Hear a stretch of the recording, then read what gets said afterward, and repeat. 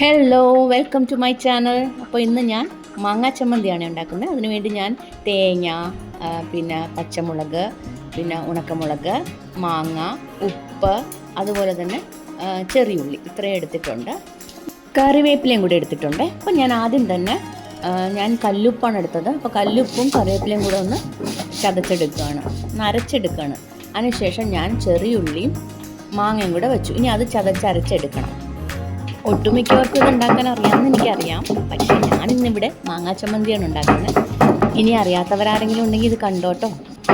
നല്ല കട്ട മാങ്ങാ ചമ്മന്തിയും ഇഞ്ചി തൈരും പപ്പടവും ഇച്ചിരി അച്ചാറും ഉണ്ടെങ്കിലും ആഹാ, അത് മതി ഒന്ന് കഴിക്കാൻ. നല്ല ചൂട് ഇഡ്ഡലിയുടെ കൂടെയും സൂപ്പറാണേ. പിന്നെ ഈ ചമ്മന്തിയുടെ കൂട്ടത്തിൽ വേണമെങ്കിൽ ഒരു ചെറിയ തുണ്ട് ഇഞ്ചിയും ചേർക്കാവേ. പക്ഷേ എനിക്കത്ര ഇഞ്ചിയും ടേസ്റ്റ് ഇഷ്ടമില്ലാത്തതുകൊണ്ട് ഞാൻ അത് അരയ്ക്കാറില്ല. അപ്പം ഞാൻ ഇതൊക്കെ തന്നെയാണ് അരയ്ക്കുന്നത്. ഇപ്പം ഞാൻ പച്ചമുളകും അരച്ചു, ഉണക്കമുളകും അരച്ചു കഴിഞ്ഞു. ഇനി നമുക്ക് തേങ്ങയിട്ട് അതും കൂടെ അരച്ചെടുക്കാം. പിന്നെ ഒരു കാര്യം, ഈ വീഡിയോ കണ്ട് ഇഷ്ടപ്പെടുന്നവരെ ലൈക്ക് ചെയ്യുക, ഷെയർ ചെയ്യുക, കമൻറ്റ് ചെയ്യുക. അതുപോലെ തന്നെ ഇതുവരെ സബ്സ്ക്രൈബ് ചെയ്യാത്തവർ വീഡിയോ ഇഷ്ടപ്പെട്ടെങ്കിൽ ഒന്ന് സബ്സ്ക്രൈബ് ചെയ്യണേ. ഇനി മടി പിടിച്ചിരിക്കുന്ന ദിവസമാണെങ്കിലോ ഇതുപോലൊരു ചമ്മന്തി മതി.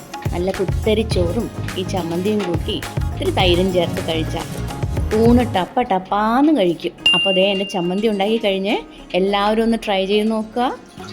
നല്ല ടേസ്റ്റിയായ ചമ്മന്തിയാണ്. ഞാനിത് കാണിച്ചു തരാം ഒന്നുകൂടെ, എൻ്റെ ചമ്മന്തി എങ്ങനെ ഇരിക്കണേന്ന് കണ്ടോ.